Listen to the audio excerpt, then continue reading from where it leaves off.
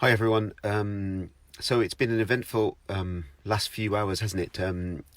Or last evening, the Chancellor announces a raft of funding for the hospitality sector, and here's me hoping that does include dental practices and other businesses on the high street that weren't specifically mentioned.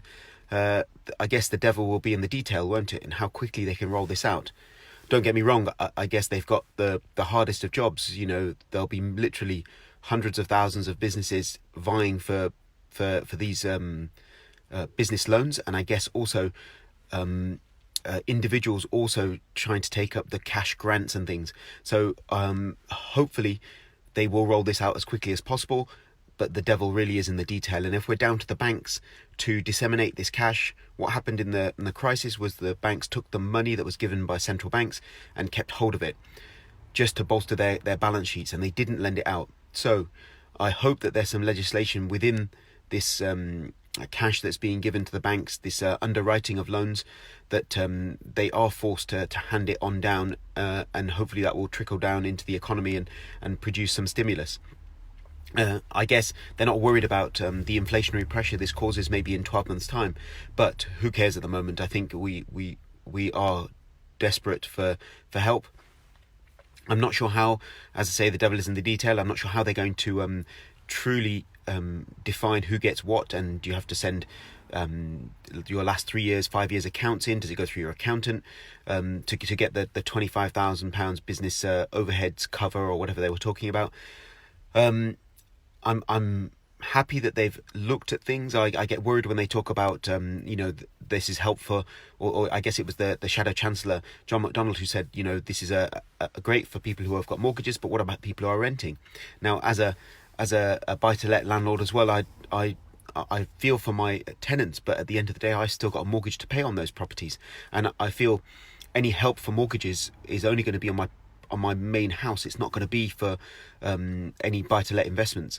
So there's a lot to be happy with. We still, as dentists, still haven't had any direction from our chief dental officer.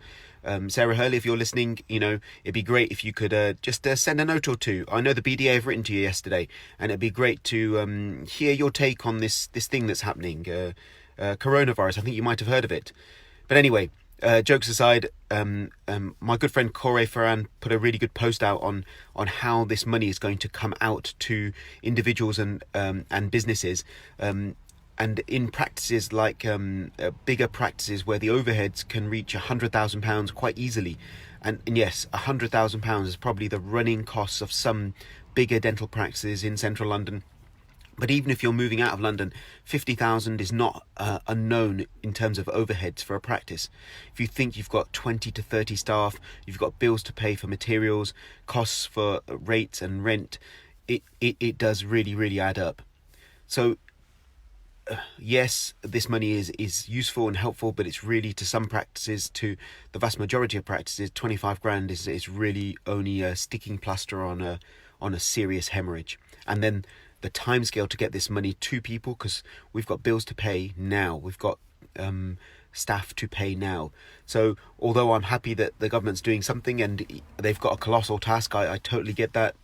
And I do feel confident in Rishi Sunak that he will be able to that he has shown some leadership. I'm just a bit unsure of how this is going to actually come out to us. Certainly, if it's down to the banks, I don't think I've had a relationship manager at HSBC for the last, a relationship manager that's lasted anything more than 12 months, because they're forever cutting staff.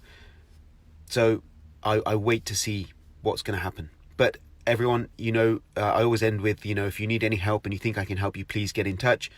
There's lots of help online on the Facebook groups. So don't suffer in silence. Don't worry on your own. Please get in touch with a colleague or friend and just have a good rant. This is therapy for me. So I thank you all for listening and the waves. Appreciate it, guys. Take care. Have a good day. And remember, patients come first, and we will always do what's in the patient's best interest. Have a blessed day. Take care, guys. Bye-bye.